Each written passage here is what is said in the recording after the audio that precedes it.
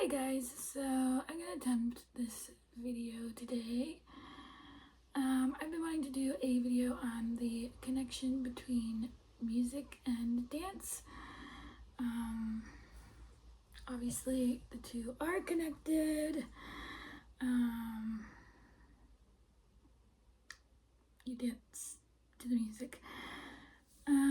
But what's more interesting to talk about is, as a player, do you care about the dance and the dance steps, or do you just play the music and it's there for people to dance to? So yes, I have been wanting to make this video and I haven't had the time. I finally have some time today, so I'm gonna try it. I was gonna plan this video a little bit better, but if I don't just do it, I'm never gonna do it. So and I have my violin with me. I don't know if I'll need it or not. Basically, music and dance are connected, obviously. People dance to music. There's, a whole history of dancing in Scottish fiddle and in lots of other styles of music. In classical, you have ballet and all different types of music, from hip-hop and salsa and, belly dance, and from all cultures around the world. Everyone has their own dance and everyone has their own music that they put specifically to it. And in my experience, there has been a reason for that. Otherwise, you can't dance hip-hop to a fiddle tune or something like that. Well, you could try, but I don't know if it would go very well. So yeah, I myself have been a dancer for most of my life. I took ballet when I was younger, and now I do belly dance. And I have done Scottish country dancing before. Obviously, at all the fiddle camps, you have all the ceilidhs, and that's a bit different than straight Scottish country dancing. But I have played for dances. I love playing for dances.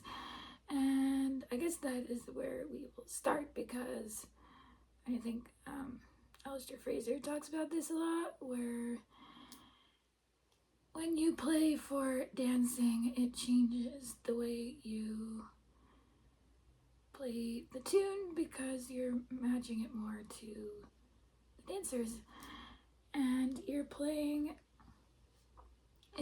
also informs the dancers of how to move. So, for instance, on say a Strathspey, someone was dancing a Strathspey, you have to make it quite lively, and with your bow moving off the string,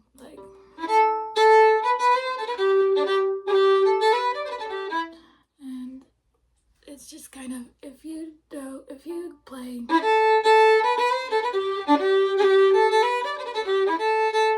it doesn't give the same feeling, and the dancers will probably find it a lot harder to dance to it. So to a certain extent, I am trying to visualize some sort of movement while I play.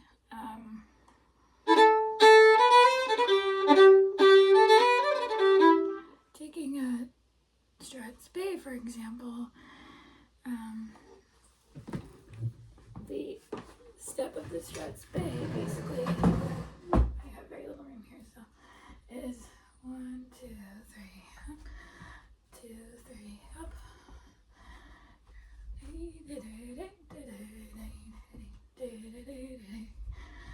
And I can't sing and dance at the same time, but basically,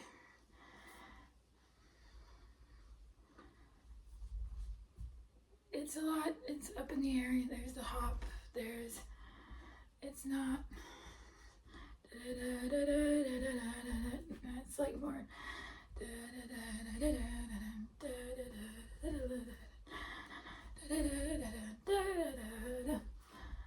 So play for dances and dancers, even in a class setting. Like, it's really helpful if you just do it in class settings, actually, because you can watch the teacher give them tips, and that will like inform your own playing and how to like better help the dancers. So that's example 1 in Scottish fiddle. For the other types of tunes, I generally try and not visualize, like, you don't have to visualize every single step, but you have to have the feeling of them in your body, basically. For example, the jig. 1, 2, 3, 1, 2, 3, 1, 2, 3. You can't see my feet, but it's the this motion with see if I can camera a little. Still can't see my feet, and I don't do it very well anyway. So 1, 2, 3, 1, 2, 3, 3, 1, 2, 3, 1, 2, 3, 1, 2, 3, 1, 2, 3, 1, 2, 3. That's the Cape Breton step for a jig, and you feel the 3 when you're doing 1, 2, 3, 1, 2, 3, 1, 2, 3, 1, 2, 3, 1, 2, 3, 1, 2, 3, 1, 2, 3. 1, 2, 3, 1, 2, 3, 1, 2, 3, 1, 2, 3, 1, 2, 3, 1, 2, 3, 1, 2, 3, 1, 2, 3.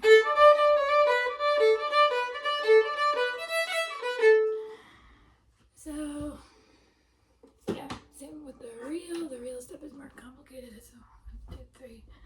I get 1, 2, 3 up, dun dun dun dun dun dun dun dun dun dun dun.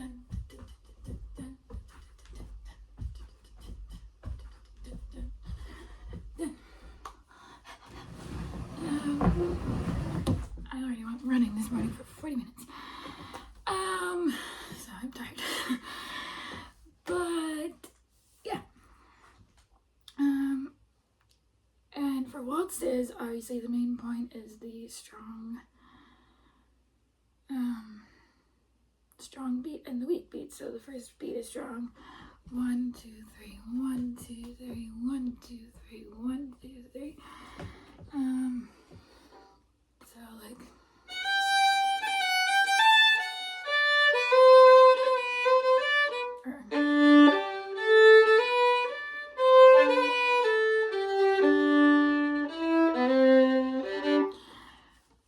there's the strong downbeat, which is important, and then the other ones are slightly weaker. So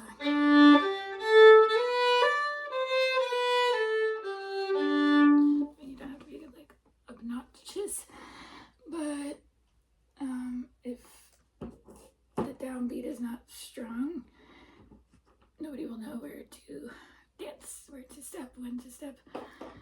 Nobody will know anything because there's no rhythm. It's all mostly about the rhythm. And drink of seltzer water after that. And it's about the rhythm, basically, not visualizing every single step necessarily, but having the feeling of the dance in your body. That's why people learn dance steps at fiddle camps.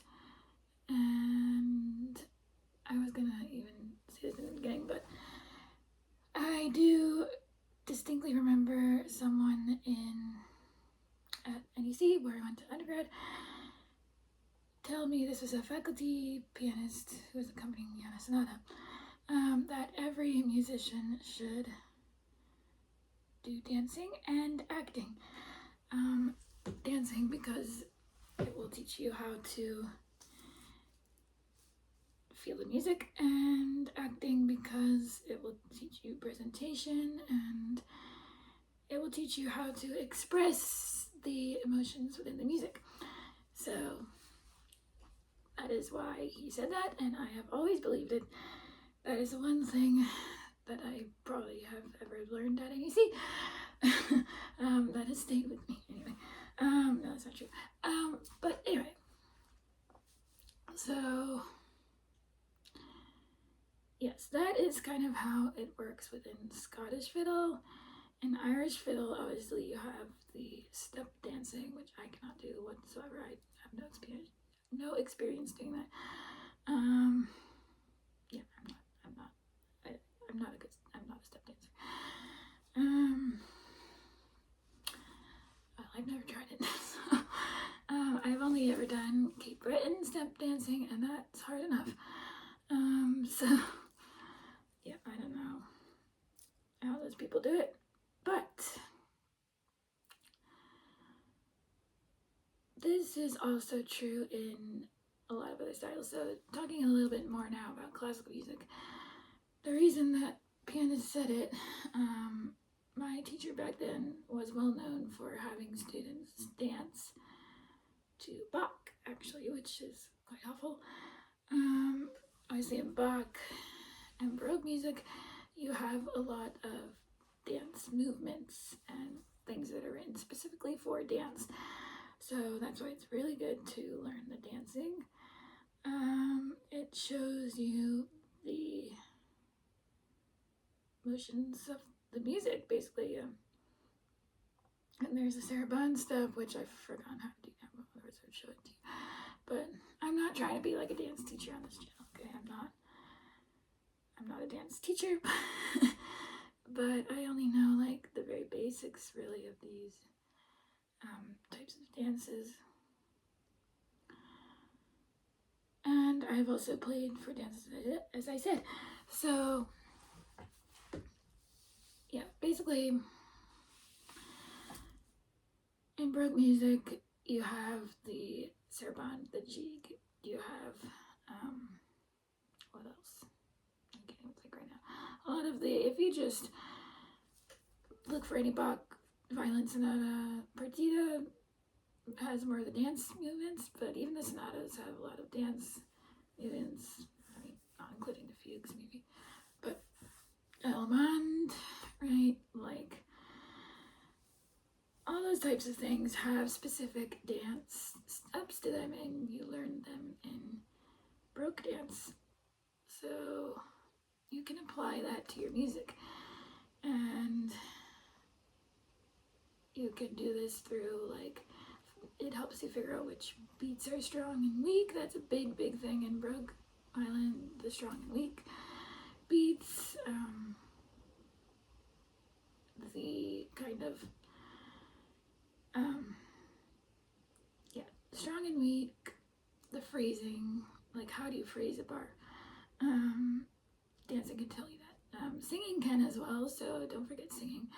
But we're talking about dancing here, so yeah. That's Baroque music.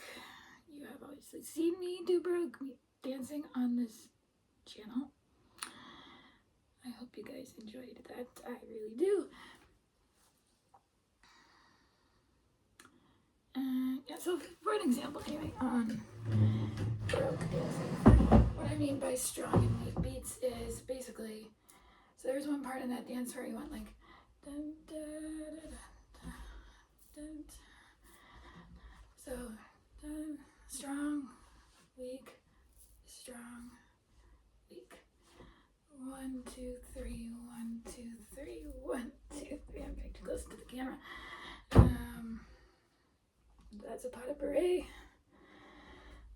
Wish you could see my feet. 1, 2, 3 on your tiptoes, and back 2, 3 on your tiptoes. That's a pas de bourrée, and that's like all over Baroque music. So 1, 2, 3, 1, 2, 3. Not a waltz. It's not the same as a waltz. It's a pas de bourrée.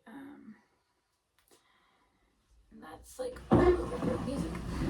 So if you don't even know how to like do a pas de bourrée and you're trying to play Baroque music, I feel like you just won't have a good sense of direction for the music that you're trying to play, because it teaches you direction, phrasing, strong and weak beats, as I said, all that stuff. Sorry for my bad camera angles. Yeah, So those are the types of dancing that I sort of do within all my various styles of music that I do: classical, fiddle, baroque. In belly dancing, I will say here that, not that anyone's interested in this probably, but the main thing about that is the various rhythms. So basically there are very specific rhythms which a dancer has to recognize on the spot, and then that will inform them of what steps they're gonna do. And these are the drum rhythms, the doom tech and the doom tech, doom tech, all that kinds of stuff. If you know anything about Middle Eastern music, belly dancing is from the Middle East. So that's another example of basically just rhythm, and if you're not playing the right rhythm, the dancer will be very confused. So the musician needs to learn the rhythms so that they can follow the dancer with like, and the dancer follows the musician too. Like in drum solos, that's all improvised. The dancer is following the musician is following the dancer. They kind of work together, I think, anyway.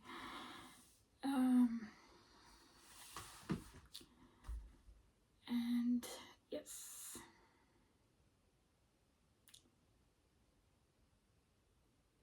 So that's another example. And I don't know about very many other styles of dance other than that. Obviously, ballet, you have specific, I don't know why I can't say that word. Specific. Do I have trouble saying that word in my videos? Specific. I feel like I go like that. Specific. Side note. I don't know too many other styles of dance. As I was saying, in ballet, you have very specific ballets that you dance to. And I've only ever played Swan Lake, so I don't have actually too much experience playing. I have played more operas, which include dancing, but not so many like just straight ballets. And when I have played ballets, I have found it very hard to not watch the dancers, because you're not actually supposed to watch the dancers, especially if you're in the pit or something like this. Like, you can't be like constantly craning your head and not paying attention to music. But it is still helpful to know the steps. Yeah, it's just the same concept basically. Like, the music informs the dancers, the dancing informs the music. Well, it's intertwined, but most often the music informs the dancing.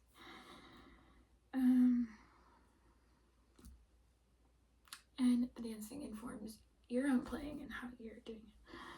So that is the importance of dance music. I don't know that I have too much else to say. I'm trying to think.